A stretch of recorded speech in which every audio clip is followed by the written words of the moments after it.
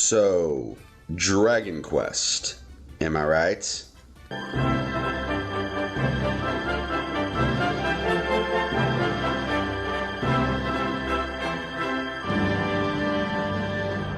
Dragon Quest is one of those series that's been out for what feels like the dawn of gaming itself. And while it was never really able to surpass the likes of Final Fantasy's popularity, there's no doubt it cemented itself in video game and RPG culture as a whole. But funnily enough, despite basically everybody gushing about it, I had never actually fully finished a Dragon Quest game. Well, not a mainline one. I did beat that Heroes spin-off. So, I at least got a participation trophy, am I right? And isn't that what truly matters? But seriously, I'm honestly certain it was probably going to stay that way until something happened.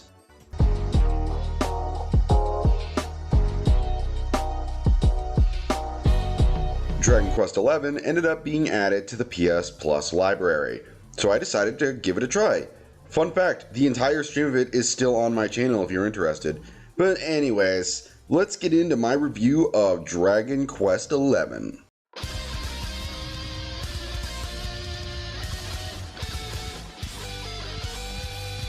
So, I'm gonna be straight and honest with y'all. When it comes to the mainline game of Dragon Quest XI, I actually can't think of a single thing the game even does wrong.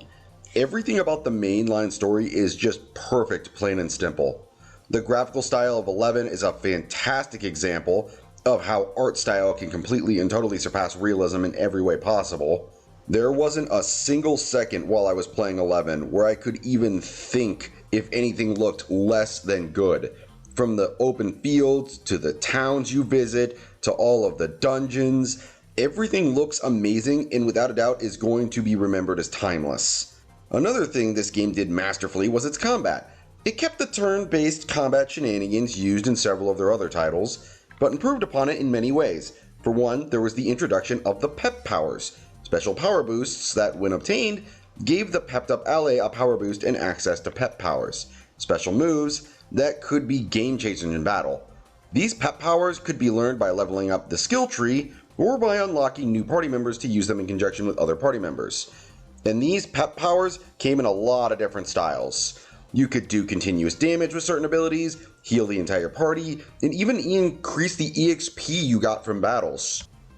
Going back to the skill tree for a moment, there was actually a lot more to it than just getting Pep Powers. Updating the skill tree gave you several advantages, like all new weapon moves, unlocking new spells, and you could even gain stat increases like attack or health.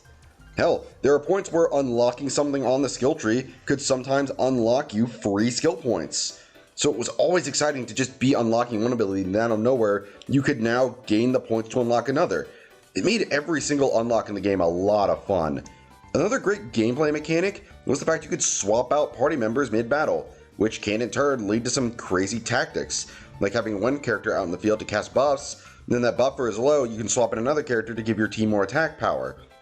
I've always loved RPGs that let you swap party members in battle. Even in games where I have more cons than pros of them, I will always throw praise for letting you swap characters mid-battle to allow more strategy. It's a fantastic system that I think every RPG should have, in all honesty. And of course, even with all of these additions, that doesn't mean the normal combat isn't fun, as the turn-based game in 11 is fantastic.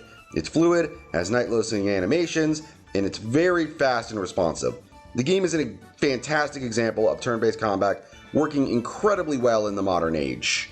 Up there with the likes of Bravely Default 2, Chained Echoes, and Trails into Revelry. These battles are also accompanied by a very good soundtrack. Now, not every track is a banger, certainly, but there's no doubt several songs in the game that are fantastic and do a great job fitting this game.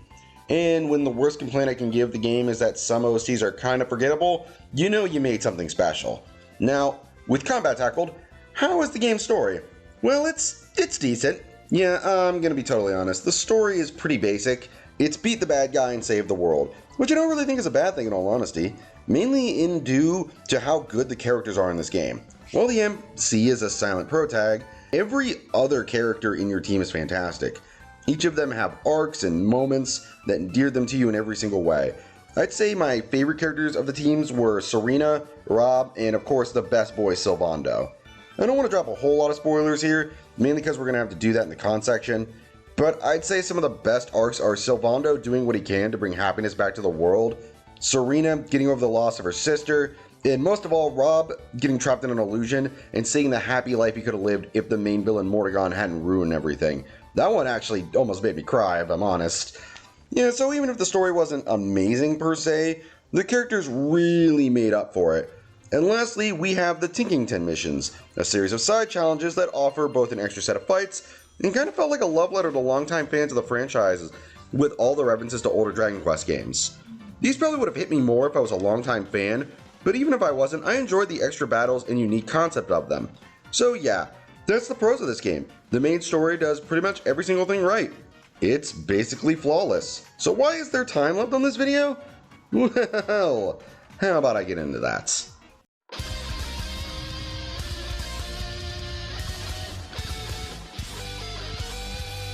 So you're probably wondering how the hell this video even has cons if I've been doing nothing but calling it flawless.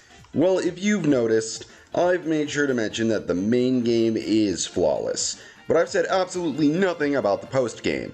And that's because I think that's where Dragon Quest XI kinda falters. Now before I get into why, I have to mention that I will be getting into heavy spoilers for the late and post game of Dragon Quest XI. I usually don't do this, but I can't really explain why it's problematic with it unless I don't. So if you want to be spoiler free, skip to this timestamp here. With that said, now we're going in. So in the post game, the party learn of a way to travel back in time to make it so they can both stop and kill Mordegon before he sends the world into darkness, and save Serena's sister Veronica, who actually sacrificed her life to save the party from Mordegon in the main game. And as you can guess, you succeed and beat the villains before they can plunge the world into darkness. And this is a twist I don't like in the slightest. Mordegon defeating the heroes and casting darkness on the world is not only one of the best moments in the game, but a pivotal turning point for both the Luminary and his party of heroes. So undercutting that through the use of time travel feels like a slap to the face to everyone who was invested in that moment.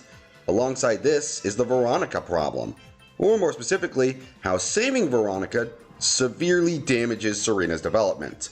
One of the best moments of 11's second half is the crew honoring Veronica's honor-filled sacrifice to protect everybody, and Serena choosing to move forward to honor her death in a genuinely beautiful scene that could move someone to tears. And by saving Veronica through the use of time travel, what becomes of that? Why, it becomes absolutely nothing! Now get out! What? Look, I know I'm making it sound like I don't like the concept of time travel, but I actually do. ReZero wouldn't be one of my favorite animes if I disliked time travel. I just don't like it when time travel is used and it actively creates a scenario that hurts the story they told overall. And 11's postgame sadly does that. Okay, what else is there? Oh yeah, Kalasmos. To be honest, I don't dislike him as much as I dislike the whole story-changing time travel stuff, but I don't think he's handled very well either. He shows up in his sealed form in the main game second half before he's just fucking one-shotted by Mordegon, and he is never brought up again until he's made the main villain in the post game. And I gotta ask, just why? Why did we need a second villain? Couldn't he have just worked as a super boss? He doesn't get any development as a villain other than be treated like a massive threat in a couple of moments where they try to tie him into the story.